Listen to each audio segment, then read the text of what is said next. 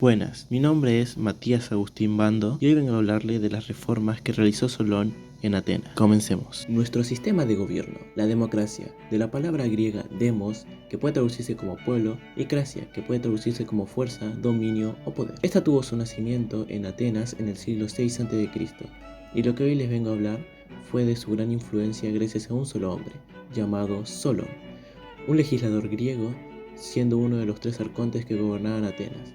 Nacido en la isla de Salamina en el año 640 a.C., fue un comerciante de origen aristocrático que, por los conflictos sociales que agitaron a Grecia, lo llevaron a investir poderes dictatoriales para recuperar el consenso, reformando la constitución y las leyes de la ciudad durante un año, más específicamente desde el 594 al 593 a.C.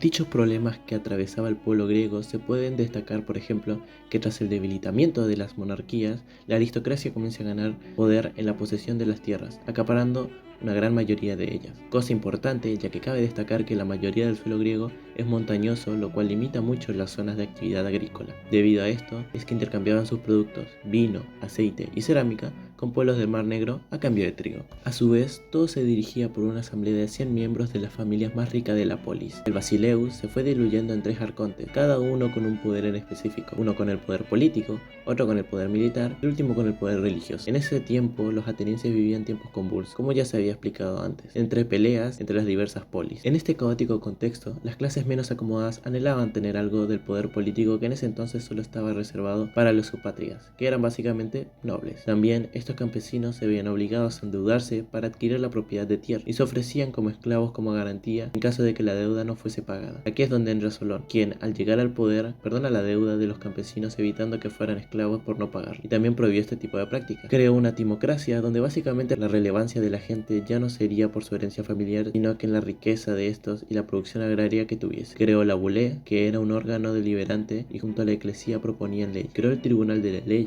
para que la población se quejase de las malas prácticas de los funcionarios. Limitó severamente el poder de la nobleza, sustituyéndola por la hegemonía de los propietarios, aunque también estaba limitado a la extensión máxima de propiedades, y creó un sistema monetario para Atenas. Con esto, la sociedad se llegó a dividir en 4 partes, muy diferenciadas. Comencemos con la primera clase, con un nombre bastante complicado, siendo llamados los Pentacoisiomedimnos, quienes eran los que poseían más riqueza y producción agraria, como antes se había mencionado. En sí, los más ricos. En la segunda clase vemos a los Hipeies, quienes tenían prácticamente los mismos derechos que la primera clase al ser líderes militares, como participar en la bulé, por ejemplo. En la tercera clase, los llamados Eugites, que se conformaban de hoplitas, básicamente la infantería pesada de la polis, aunque podían también ser parte de la bulé, no podían tener cargo de arcontes, pero sí cualquier otro tipo de cargo. En la cuarta clase, y por ende la más baja, los tetes. Estos eran el campesinado o el pueblo llano, jardineros sin tierras, no elegibles a ningún cargo público, pero sí tenían la potestad de participar en la elección de cargos que no fueran de la eclesía, que era popular pero con poca relevancia en un inicio. Para terminar, Solón fue honrado en la antigüedad como uno de los 7 sabios de Grecia, esto gracias a sus medidas igualitarias que influenciaron mucho el posterior desarrollo de la democracia ateniense, y esta a su vez al modelo republicano que tenemos hasta el día de hoy